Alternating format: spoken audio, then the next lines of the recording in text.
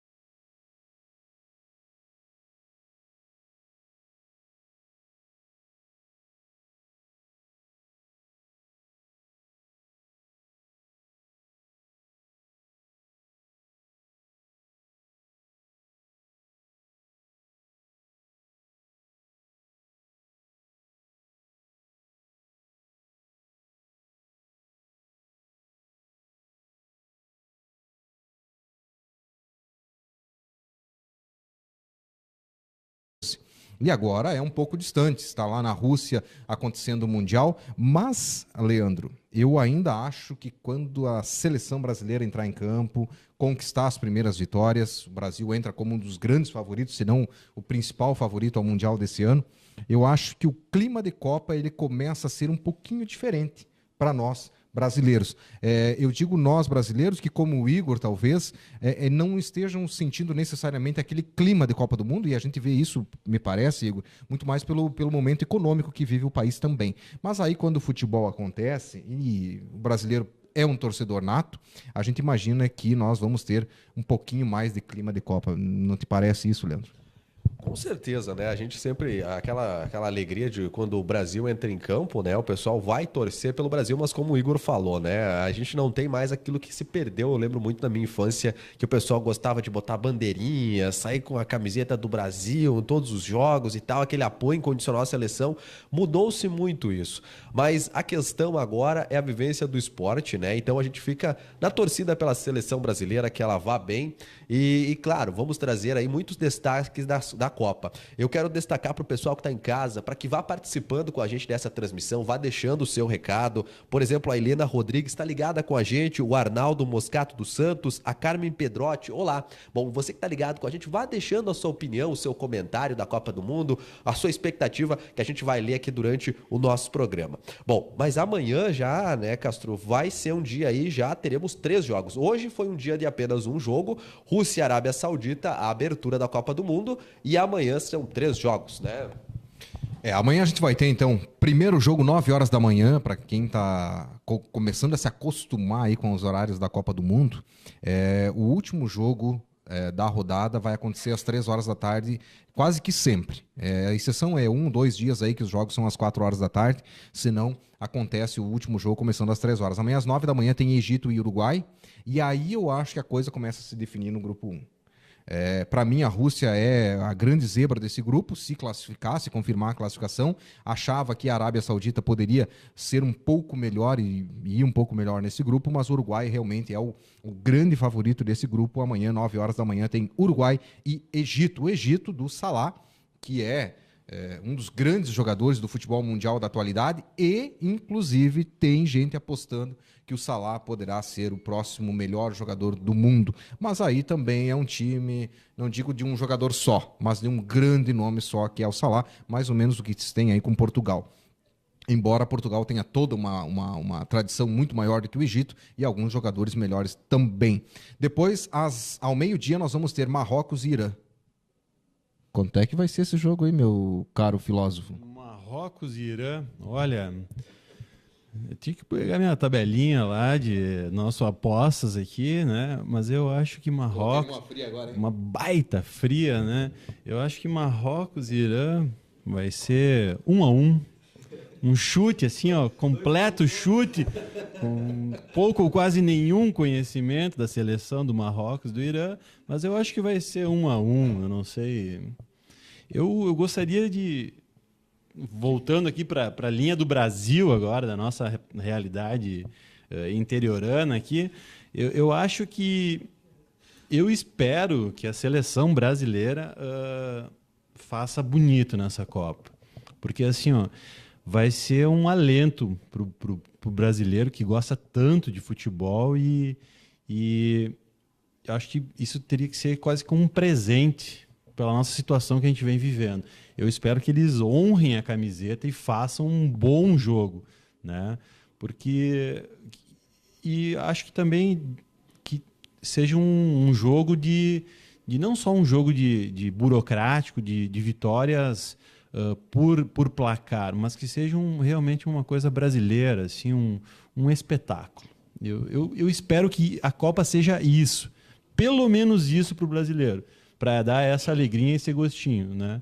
Porque o que o brasileiro vem vivendo nos últimos anos aí tem sido simplesmente horrível, para não dizer outra coisa, né? Então eu passo a bola agora aqui para o meu comentarista principal.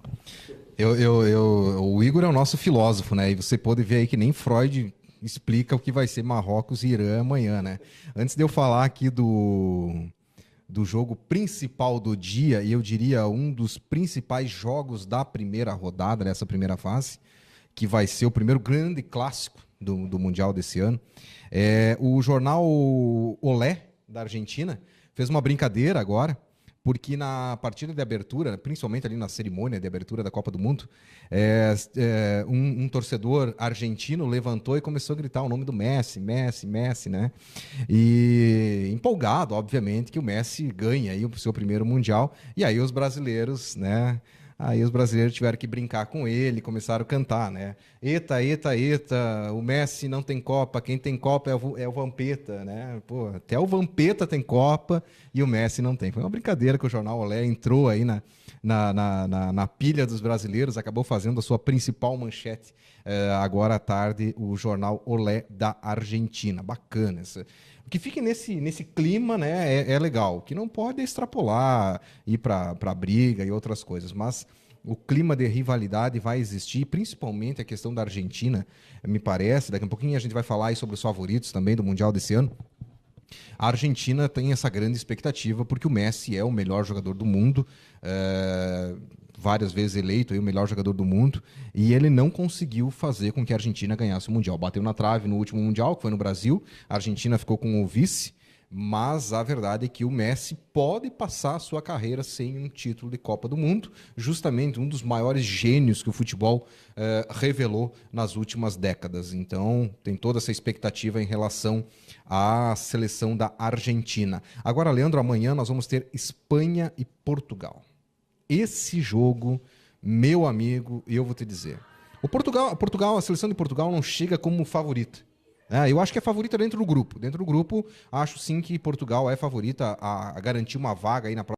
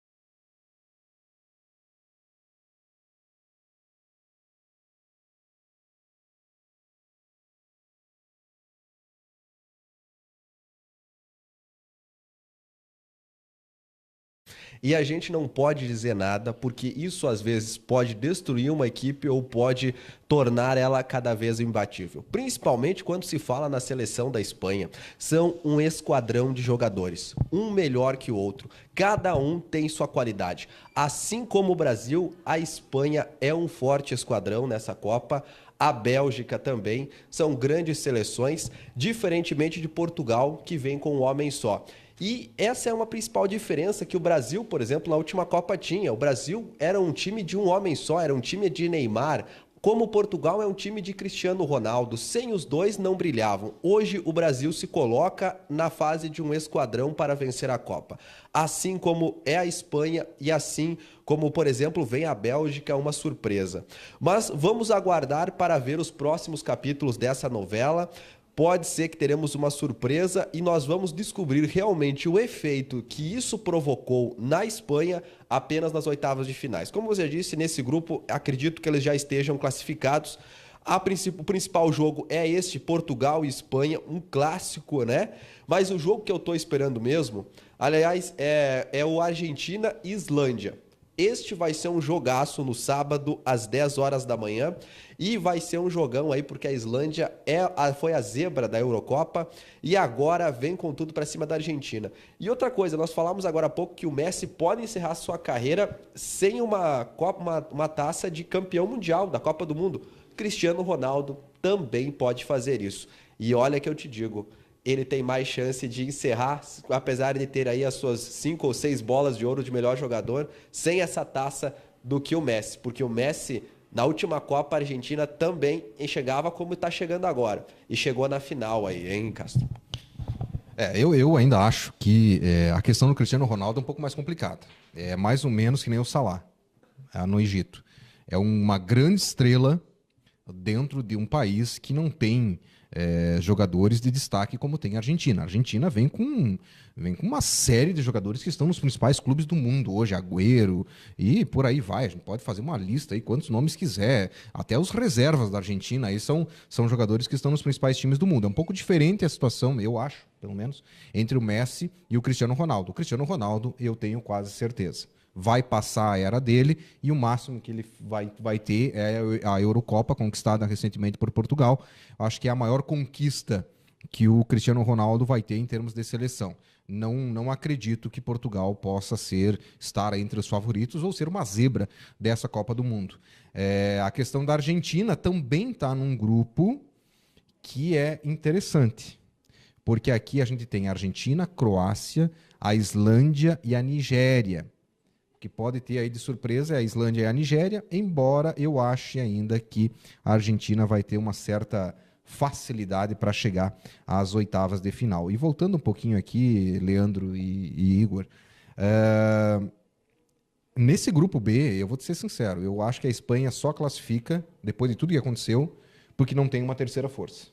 Porque se tivesse uma terceira força, meu amigo, eu acho que o impacto ele é muito grande para o que está acontecendo nesse início de Copa aí para a seleção espanhola. Lembrando que no domingo nós vamos ter a estreia do Brasil.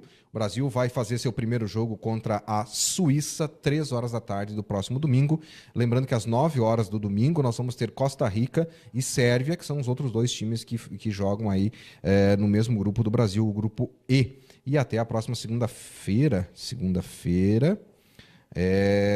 até a próxima terça-feira nós vamos ter o complemento dessa primeira rodada. Aliás, o último jogo dessa primeira rodada, talvez Freud explique, Polônia e Senegal. Tem muita gente apostando no Senegal, hein?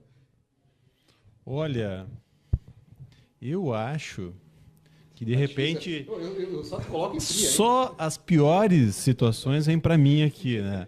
Eu acho assim que quem sabe esses times que são considerados pequenos ou inexpressivos, diria assim, ou com não tanta repercussão mundial aí, né, que não tem títulos, quem sabe eles não possam ser aí uma zebra nessa Copa, né? Porque o futebol ele vem se disseminando ao longo, ele vem se tornando cada vez mais, não sendo uma exclusividade de grandes times, né, ou de países tradicionais. E quem sabe essa Copa pode ser um exemplo disso, né? Simplesmente um palpite, né? Isso pode não se verificar, mas pode ser que de repente alguma zebra literalmente apareça nessa Copa, né? Mas eu gostaria de voltar com a questão da estreia do Brasil, né? Qual que é a expectativa disso? Eu acho que o que vocês acham que vai acontecer? Será que como que o Brasil vem, né, para estrear? Quer dizer, o que o brasileiro pode esperar nesse jogo, né? Eu gostaria que vocês falassem sobre isso. Enquanto isso, eu vou voltar para minhas palavras aí na redação e eu gostaria de deixar essa bola para vocês picando, né? O que vai acontecer com o Brasil, afinal, né? Ele vem bem, será? É boa para nós falar aqui já para... E obrigado pela participação aqui, pelo convite, mas eu vou ter que me retirar nesse exato momento aí. Gente, um grande abraço e um bom programa para vocês. Você já viu, né? Aqui é ao vivo. O pessoal participa, depois acaba saindo. É assim, né? Vamos jogar bola aqui também, viu? Vamos jogar bola aqui. O nosso câmera, aliás, o Fernando, né? Fernando Genro, que é nosso câmera, mas é bola de futsal. Calma, amanhã vem a bola de futebol também. E a bola de futsal, meu amigo Fernando, ela é dentro daquela brincadeira que a gente disse que o pessoal está fazendo aí, muito para valorizar o futsal, claro, né? Quero mandar um grande abraço, aliás, pro pessoal do Atlântico, que nos cedeu essas bolas do futsal, que de onde surgem grandes nomes do futebol. Surgem lá no futsal, principalmente as categorias de base.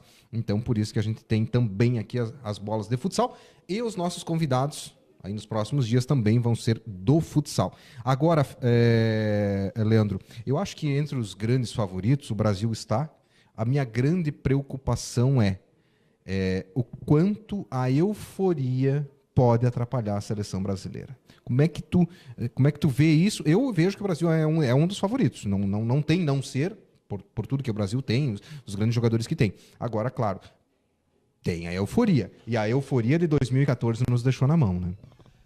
Nos deixou na mão, mas o técnico Tite tem uma receita para isso. E a receita é sem festa e muita seriedade. Tá todo mundo na Rússia, o próprio Tite, o pessoal fala aí que ele vem trabalhando muito nos últimos dias.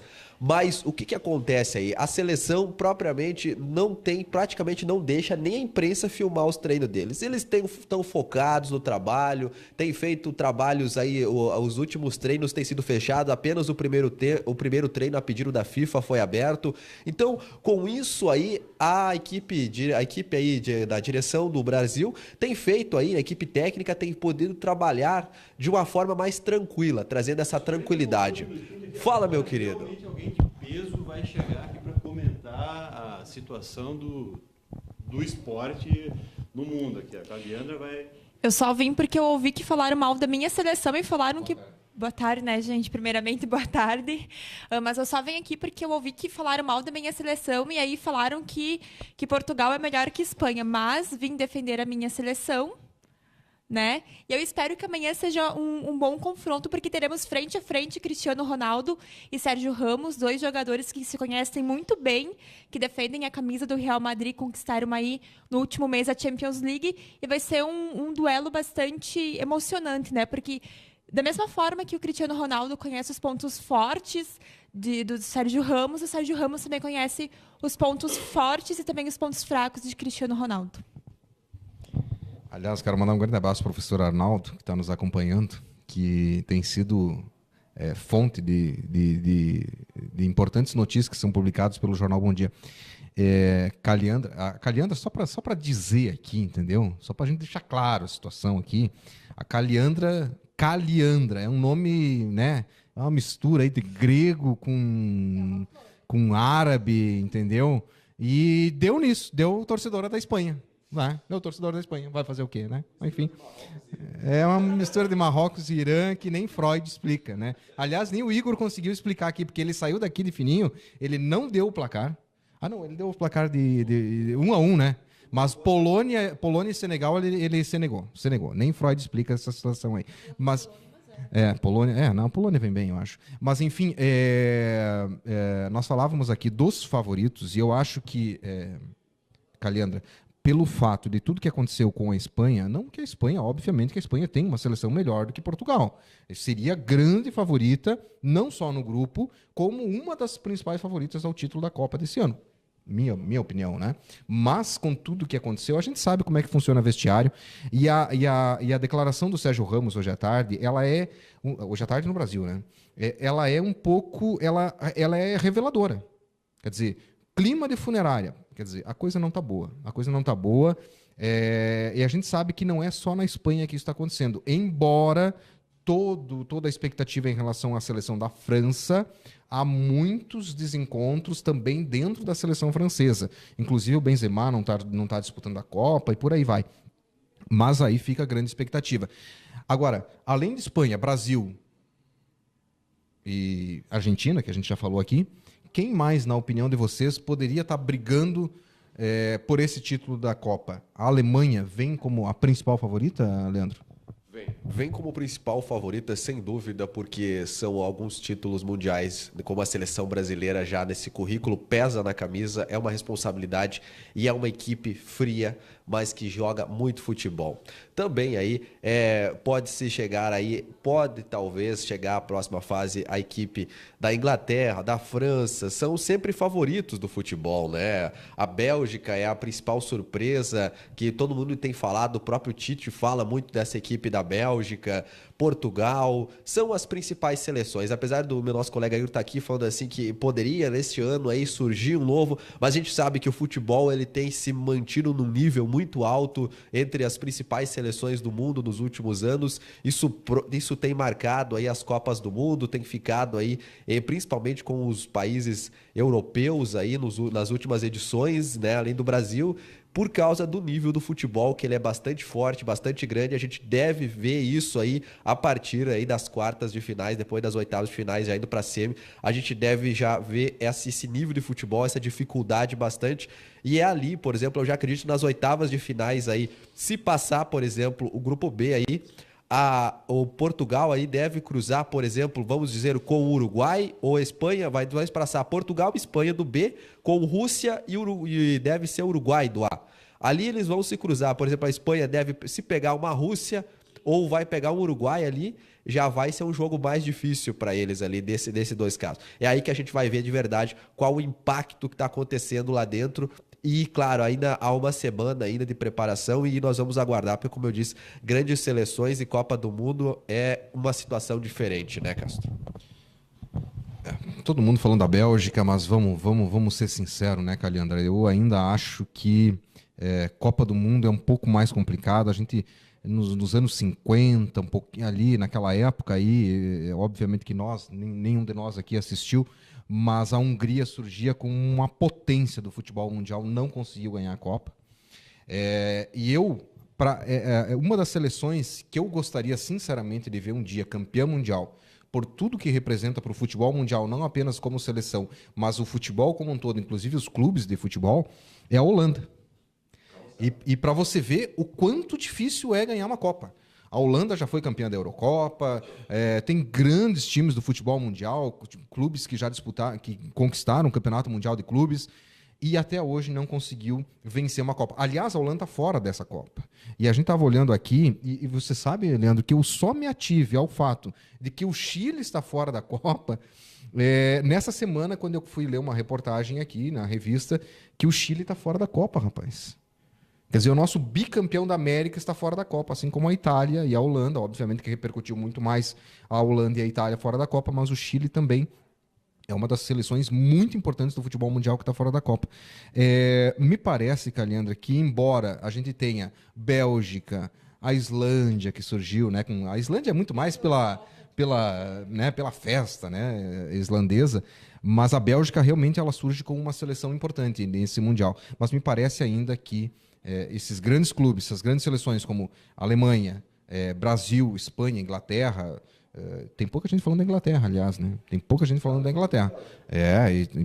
O pessoal está falando pouco dessa seleção, que é muito boa. A própria França, enfim, deve ficar entre esses o título desse ano, né? Deve sim. E você, Edson, comentou da Holanda, né? Holanda e Espanha fizeram uma grande final em 2010.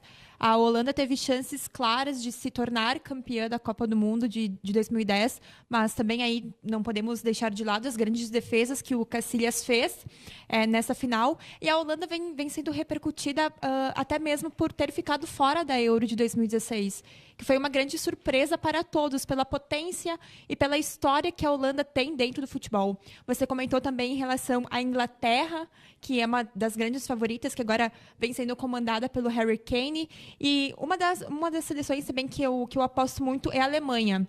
Pela reformulação que ocorreu no elenco, pelas jovens promessas, que são as principais bases dos clubes alemães. Tem também aí o Kimmich, que teve um grande destaque na última temporada na Bundesliga, junto ao lado do Thomas Müller. Então, eu acho que essa Copa vai ser uma Copa bastante surpreendente. Não podemos nos esquecer também das outras seleções, como a própria Islândia, que surpreendeu o mundo com uma campanha brilhante na Eurocopa, porque se não me engano, eles eliminaram a própria Inglaterra, se não me engano, na Euro. A Itália. Então, tipo assim, cara, eliminar a Itália numa Eurocopa mostra que eles vêm preparados, mostra que eles estão apostando no futebol nos últimos anos, da mesma forma que países como a Arábia Saudita e o próprio Egito estão apostando mais no futebol, até para ter uma imagem no futebol. Então, a Copa do Mundo desse ano vai ser surpreendente pelo fato de termos seleções que nunca participaram da competição, seleções que não têm um prestígio tão grande como o Brasil, que é pentacampeão, que está em busca do Hexa, mas são seleções que podem levar perigo para as grandes potências, como nós percebemos isso na Eurocopa de 2016. Quero responder duas perguntas aqui, eu vou pedir a ajuda de vocês aqui. Qual seleção pode vir a ser o azarão da Copa? E aqui eu entendi que eu acho que é a grande surpresa, né? E aí eu vou falar sobre, justamente, deixei aqui para falar. A outra questão é do José Locatelli, que está nos pedindo, o Zé Locatelli, que está pedindo quem pode ser o grande azarão da Copa. E o professor Arnaldo falou o que eu lembrei ontem à noite, enquanto assistia esse jogo também, que é a questão do Nico Lopes, que é uruguaio, surgiu como uma grande revelação do futebol uruguaio. Foi contratado pelo Internacional como um grande reforço, não conseguiu despertar ainda no Internacional o seu melhor futebol, mas tem o seguinte, o Nico Lopes está jogando muito nessa temporada de 2018, eu acho, e aqui o professor pede a questão se ele poderia jogar ou não nessa Copa, eu acho que ainda não, acho que o Nico Lopes não está preparado para essa Copa, mas ele tem idade para, daqui um pouco no futuro, integrar essa seleção do Uruguai. Também lembrei disso ontem à noite. Aliás, fez um golaço, primeiro gol do Internacional ontem à noite pelo Campeonato Brasileiro. O Inter que venceu o time do Vasco da Gama por 3-1. O primeiro gol foi do Nico Lopes, uruguaio. E a outra questão é justamente sobre isso que eu acho. Pouco se fala de Inglaterra e Uruguai. E o Uruguai não tem um time bobo. O Uruguai tem um grande elenco. Cavani, Suárez. Olha, é uma grande seleção. O Arrascaeta, quer dizer, é uma grande seleção que pouca gente fala. Para mim, os grandes azarões podem ser justamente Inglaterra e o Uruguai. Porque não estão entre os favoritos, porque já são campeões do mundo, inclusive.